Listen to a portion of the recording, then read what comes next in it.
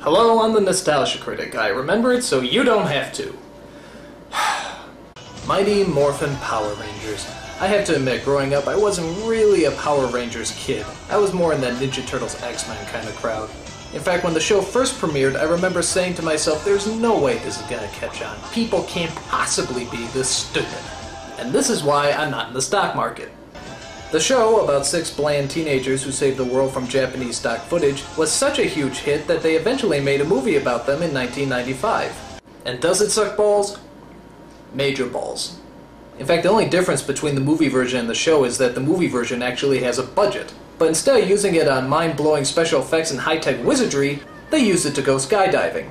In fact, that's how the movie begins, with skydiving. Like someone threw a whole bunch of money at the producers and they said, "Yeehaw! We're going skydiving! Bring the camera along! I'm sure we'll fit it in the movie somehow!" And as you probably would have guessed, it's an entirely pointless sequence. Now, the first thing you Power Ranger fans might have noticed is a changing cast. In the film, we see there's a black girl and an Asian boy. But wait a minute, wasn't there originally an Asian girl and a black boy? Well, the problem with that is that the black boy was put in the black suit and the Asian girl was put in the yellow suit. Not very political correcto. When the producers realized racial stereotyping isn't in at the moment, they got rid of the 2 actors, saying there was an intergalactic unemployment line that needed waiting in, and replaced them with the 2 you see now. However, the 2 cast members that sadly remain the same are Bulk and Skull, the supposed bullies of the group. Which I always found kind of strange. If they don't like the Power Rangers and they're always picking on them, why do they hang out with them all the time? Hey guys! Huh? You might want to slip those on.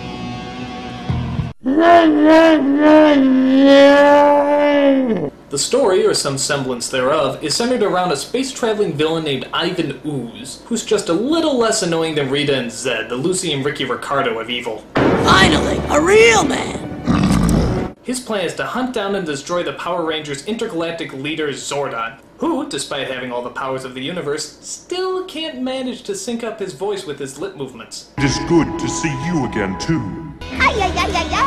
Oh, and I forgot about his little assistant Alpha. The best way to describe him is imagine C-3PO being even gayer than he already is. I know that's hard to fathom, but that's pretty much what you get. Things start heating up when Ooze starts destroying Zordon for making him miss all the years of torment Earth has gone through. The Black Plague! The Spanish Inquisition! The Lady Bunch Reunion! I gotta admit, that's kind of funny. So Zordon's power is destroyed and he's slowly wasting away into a festering ball of nothingness. But don't worry, that doesn't interrupt the Rangers skydiving and rollerblading. It does, however, take away their Mighty Morphin powers. That seems to get their attention. We may not have our powers, but we're still the Power Rangers. I'm gonna disagree with you there, Tommy. You see, being a Power Ranger implies that you have actual power. So, without power, you're just a plain old Ranger. And trust me, they're not very powerful. Especially when trying to protect picnic baskets. Alphabet tells him that the only way to save Zordon is to find the Great Power that's located on a planet far, far away. The Great Power? Well, what's that? Where did it come from? How does it work?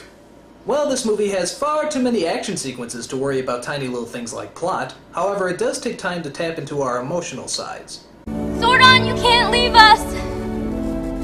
Ever since you came into our lives, you've been like a father to us all. Yes, I think we can agree that Zordon has been like a father figure to us all.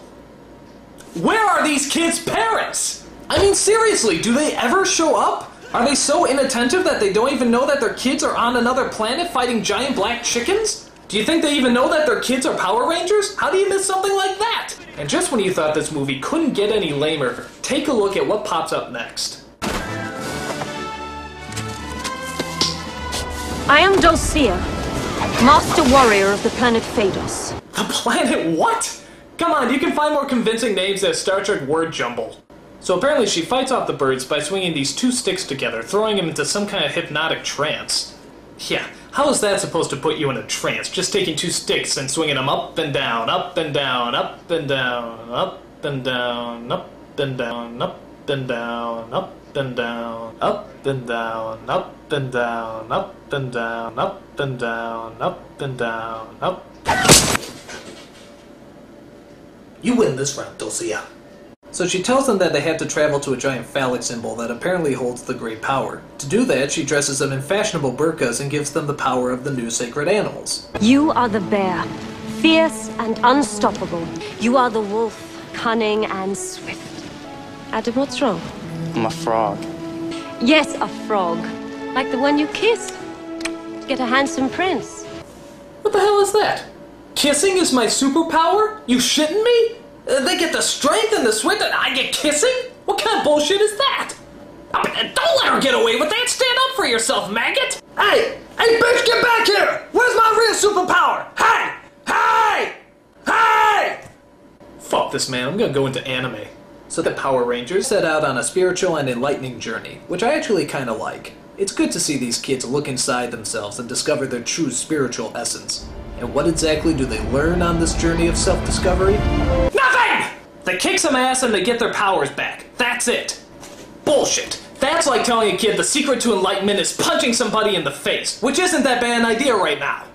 As always, the Power Rangers have a thrilling giant robot fight in the middle of the city. The traditional toy robot models are replaced this time with CG replicas. And I never thought I'd say this, but after watching this metallic diarrhea, I think I actually prefer the toy robot models. There's also a subplot about how Ivan Ooze hypnotizes all the parents in the city and forces them to jump off a cliff. I'm sympathizing with them at this point. But don't worry, there's a little 12-year-old boy who knows how to operate a crane and a monorail. Where the hell did he pick that up? Was there a how to handle heavy machinery class in grade school? If so, how did I miss that class? The battle eventually works itself up into outer space, where the mother of all finishing blows is thrown. Dude, did you just see that? Real good lesson for the kids, guys. If you can't overcome your enemies, just kick them in the happy sack and they'll go down like anyone else. Top notch! Upon hitting an asteroid, Ivan Ooze is destroyed and the Power Rangers fly off to save Zordon. But unfortunately, they're too late. Zordon is gone. If only they had gone to save him first instead of showing off their brand new fighting moves and special effects. If only. If only. Remember what we learned? To those who possess the great power, all things are possible. No, Tommy, no. That's crazy talk. Come on.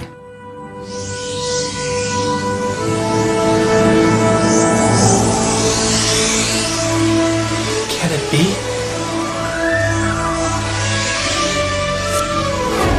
Is it possible?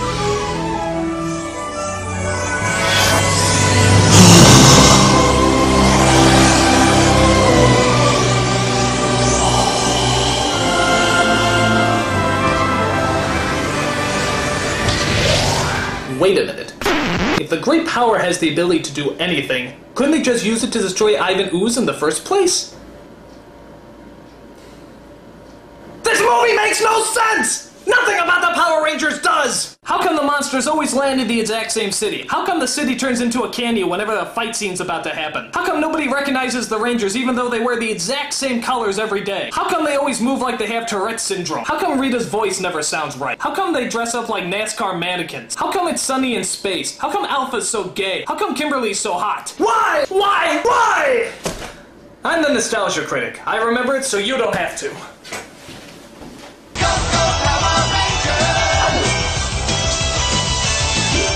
And why is that song so damn catchy?